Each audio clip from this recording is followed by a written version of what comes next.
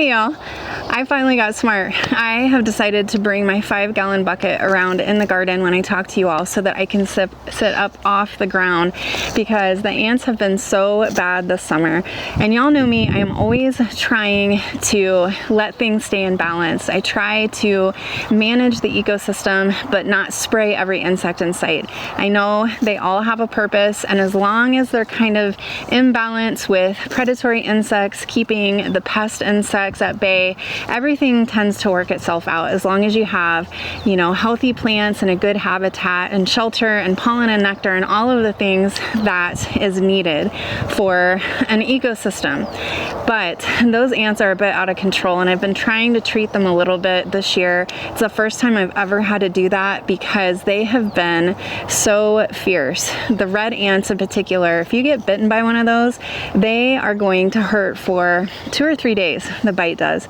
But right now, really, the problem is the smaller black ants. And as I walk through the garden, they get all over my feet and they just bite me like crazy. And when I try to film and I sit on the ground, forget it. I am just getting eaten alive. So, got my bucket. And I want to talk to you today about this pollinator strip behind me.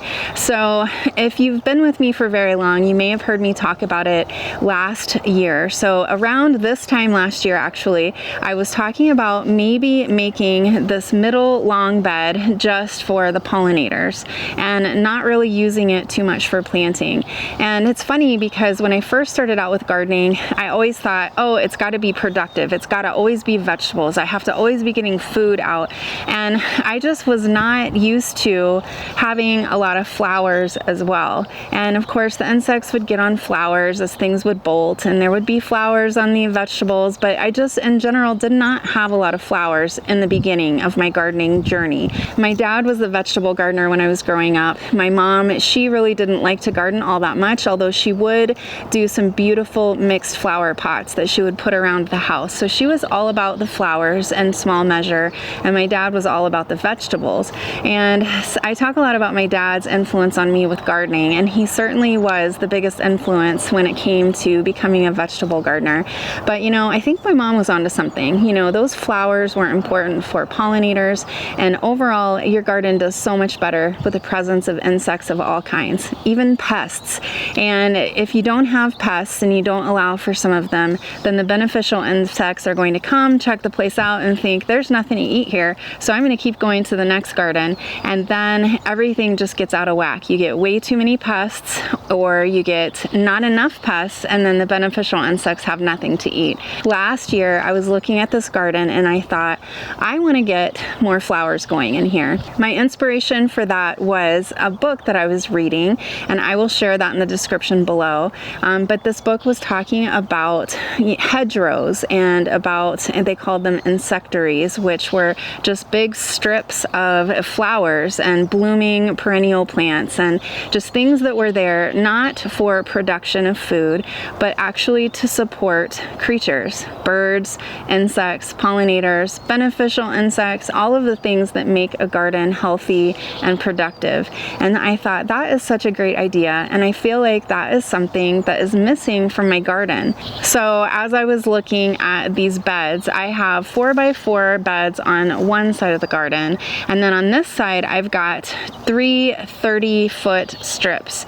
They are 3 feet wide. The first one is 30 feet, the next one is 32, and then the next one I think is 34.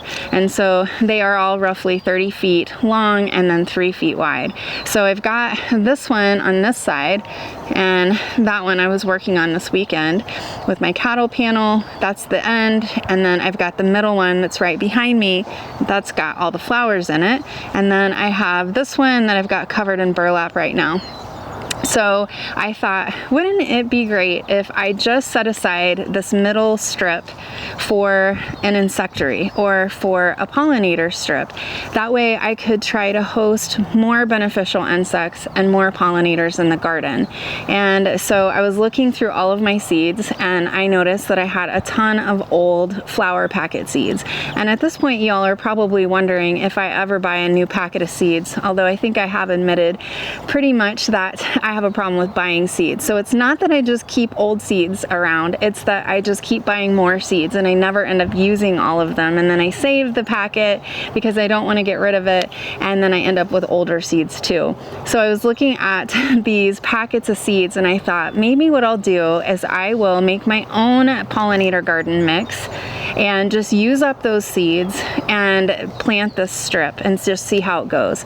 And that's exactly what I did. So what I did is I looked at the back of all of these packets and I found flowers that were for similar times. They had similar water needs, similar light needs, and I thought that they would share the bed well together. And I got a bowl out and I dumped all the packets right in. And I mixed them all up and I prepped this bed and I sowed the seeds. And that was last fall. I'm sorry about the light, by the way.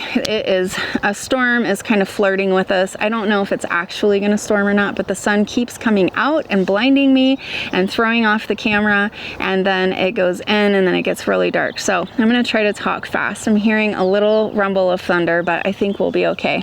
Anyway, so I prepped the bed and I sowed the seeds and I just waited, and nothing really happened until mid-February or so. So in mid-February I started seeing lots of little sprouts coming up, and we get winter rains as well. I don't know if y'all know that. We get a monsoon season between, say, June and September, and that's our rainy season.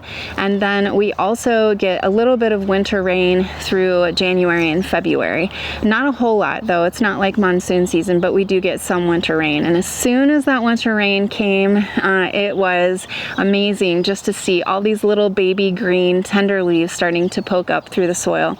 And so it's funny how seeds are though. Not all of them came up at once. They will just lay there in the soil dormant and wait until the conditions are right for them. So pretty soon I had bachelor's buttons, scabiosa, I had some dara, I had snapdragons, and just lots of really beautiful things. Oh, I think I had a little bit of orlea too, and of course calendula, and I had some linaria, which is one of the very first bloomers in the spring. It really takes the cold well, and it was just so beautiful. I always like to tease TJ and say, this is where the fairies hang out, you know, when we're hiking in a forest that's particularly lush and beautiful, or it's got a lot of ferns in it, or if we go somewhere and there's a little flower garden, I'll say, this is where the fairies hang out. Well, this was my little fairy garden, and so it was really beautiful. And then the spring blooms came and went, and then the summer things started coming too. So before long, the snapdragons actually had a bit of a revival, which was fun to see. And I had sunflowers coming up.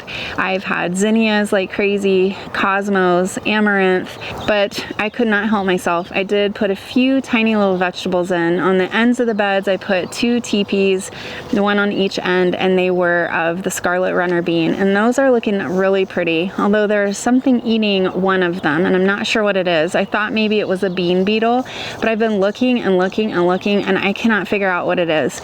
I don't see any droppings, but I see the evidence of somebody snacking, so I'm gonna have to check that out. But I also put some okra in here, and I put a few little zucchini, like 3 plants, and a couple of cucumbers, but those are just kind of like in little pockets along the edges where some of the flowers didn't germinate as well. So I thought, well, why not, you know? And then of course I tossed in a couple of watermelon seeds, so those are snaking through here. And it has just become the most vibrant, most alive little strip.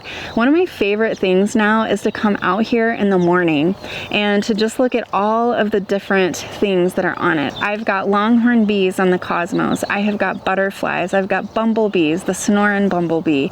I have honey bees. I have native bees. I have got butterflies and hummingbirds. It is just buzzing with activity all through the day, but particularly the bookends of the day. So in the morning, in the evening, it is just so lovely to come out here with my camera and to capture all of the activity. And I have been seeing lots of other great signs too, like assassin bugs. If you don't know what an assassin bug, they are a generalist predator, and so they will get bees as well as pests. And I don't mind that because they truly get more pests than they get good beneficial insects.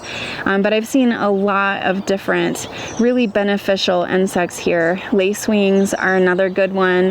What else have I seen? Oh, I've seen pirate bugs, and those are really good. I have seen just spiders.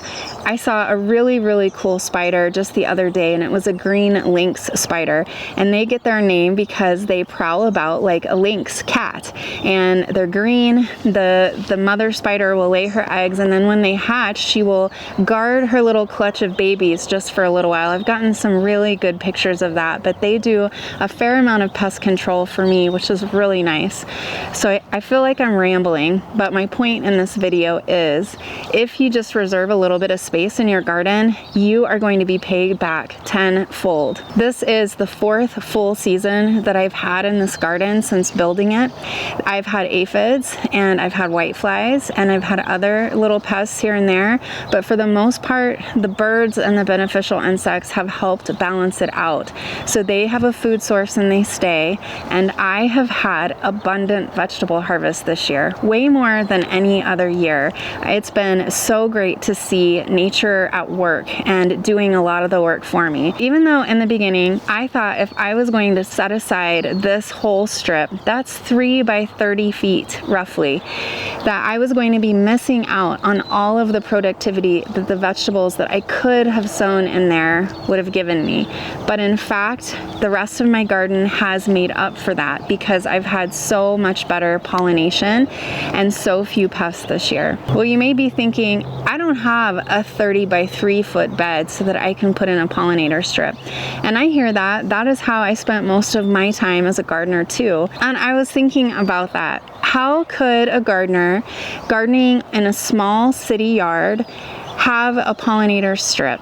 Well, you probably can't have one that is as big as this, but you could make pollinator pockets, and you could make little pots, little flower pots that you reserve just for flowers, and you could put those pots in groupings, and you could then put them next to some of your garden beds if you have raised beds, or you could put little patches in if you're gardening in the ground. And even though you would be having a much smaller pollinator strip, if your garden is smaller, then it actually matches and it will work out really well, I think. And if you're having a problem with pests and you're just not getting very much out of your garden and you think, why am I putting in all this work and not getting a lot of harvest? Then try that, because it is going to be beautiful, enjoyable to just sit and watch, and it is going to make your garden much more fruitful. So give it a try. Let me know what kind of a pollinator patch or strip or pocket you are going to plant and what plants you include in it. I want to know, because I am always up for learning new things, new ideas, new varieties, and new techniques. All right, so I'm going to leave you with some video footage of this beautiful little pollinator strip just to give you an idea and to let you enjoy it too, because when you've got something that you love, you just want to share it, and I want to share it with you. I'm Kara from So Arizona. Thank you so much for watching. Until next time, happy gardening.